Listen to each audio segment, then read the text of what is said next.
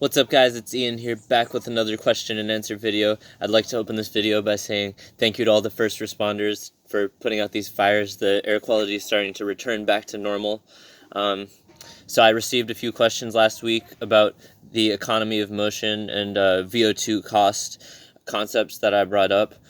So this is question and answer video number 9. So I'm going to clarify answers to those questions right here with I'm going to open up with some definitions and then try to tell you why they matter. All right. So let's start. Economy of motion refers to the oxygen cost of a given work output or power output. For example, oxygen consumption doesn't directly correlate to work output. It does, but it's not a one-to-one correlation. As I pointed out before, what we see in the top level is essentially that the best cyclists and cross-country skiers and runners, all of these athletes, they have the highest VO2 maxes recorded. The best athletes in their respective sports, they all have very high VO2 max, but generally what you see is the competitors with a slightly lower VO2 max, they have a higher economy of motion.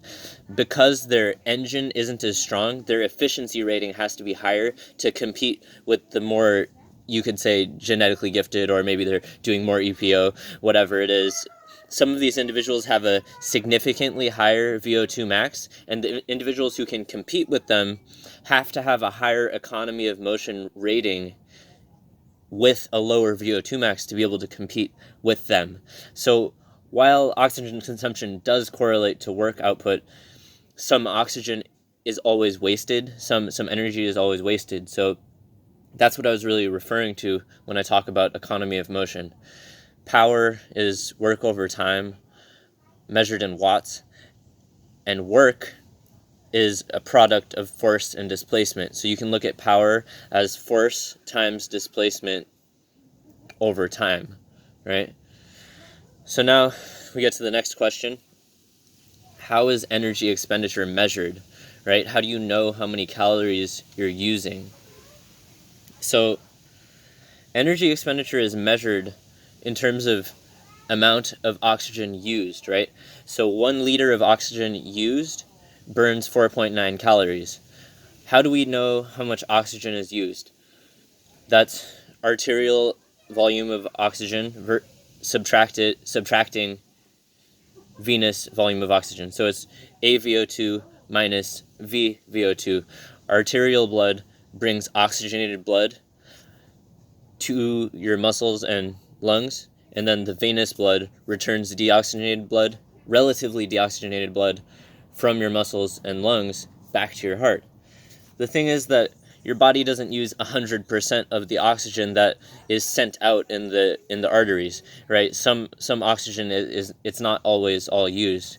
So it doesn't matter how much oxygen you're breathing in necessarily. It's what the arterial VO2 minus venous VO2, it's what that difference is. That's the amount of oxygen that your body's actually using. Otherwise, we could just hyperventilate and ostensibly use up a ton of calories by breathing really hard, but that's not how it works. You actually have to use the oxygen for work, right? So the key talking point that I wanted to get here relates to the concept I brought up last week.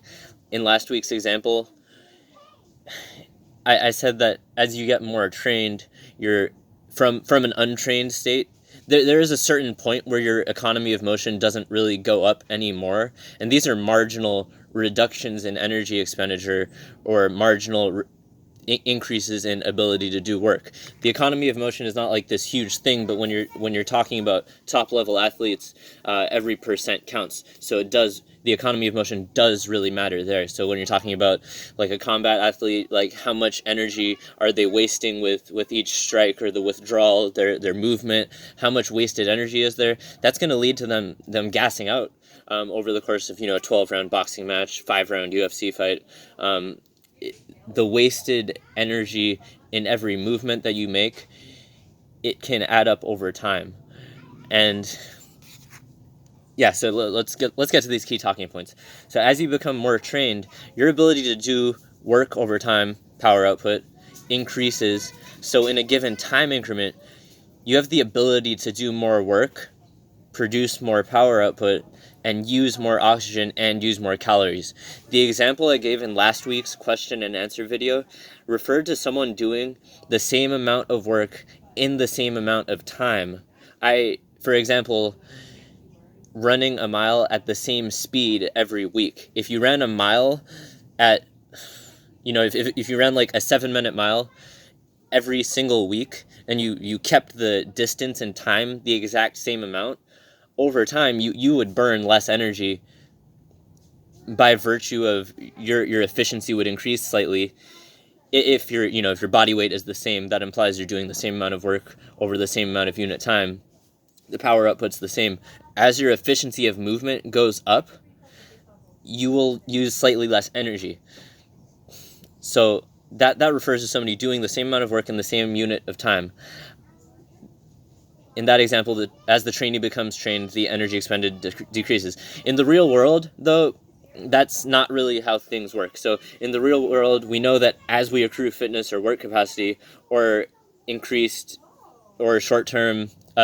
sustained or short-term acute power output, we typically increase our training work rate. So in the real world, as we gain fitness, we're not going to keep running the mile at the same speed. We're going to either run that mile faster or add distance, whatever example of increased work rate. So as we accrue fitness, we will typically increase our training work rate. This is a clarification on why, as an individual accrues fitness, they will actually typically use up more energy, right? So as you get stronger in the weight room, you'll lift more. As your VO2 max increases, or you get more aerobically trained, you're going to be able to do more work in that setting as well. So this is a clarification on why, as an individual accrues fitness, they'll typically use more energy. The economy of motion will only drag calories used down if the amount of work or power output doesn't increase as fitness is accrued, right? So I wrote some notes there. I was trying to reference it to make sure I was concise there and telling you exactly what I wanted to say.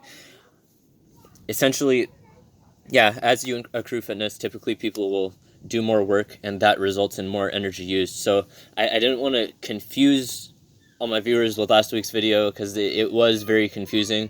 I didn't really go into depth on those concepts because it was grouped into other questions. Hopefully this sheds more light on that. If you have any questions regarding some of these concepts, definitely drop a comment below or drop me a question in my messages directly, and I'll address it as soon as I can.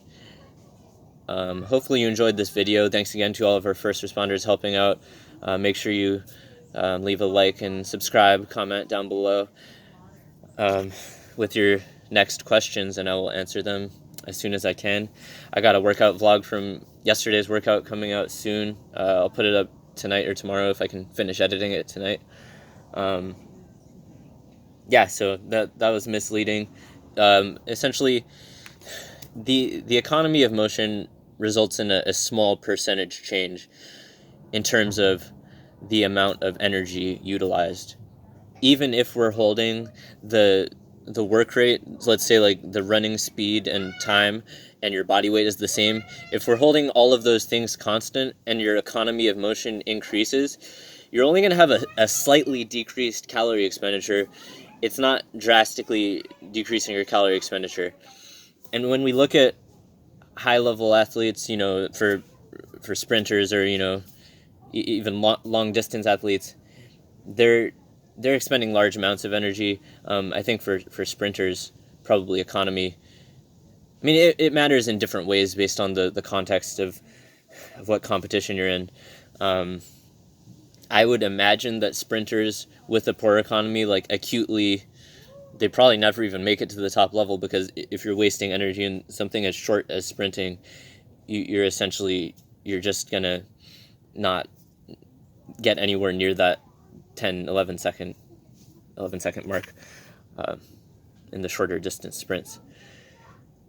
I think with the longer distance events, then you can kind of edge out some of these economy differences with a higher VO2 max, but sprinting is largely just about power output and your ability to direct force without much wasted energy. Hopefully this helps you conceptualize the idea of conserving energy and trying to avoid wasted movements in some of your future athletic competitions and endeavors. And hopefully this information was useful to you. Let me know if this was helpful, and I'll make more videos like this in the future. Thank you.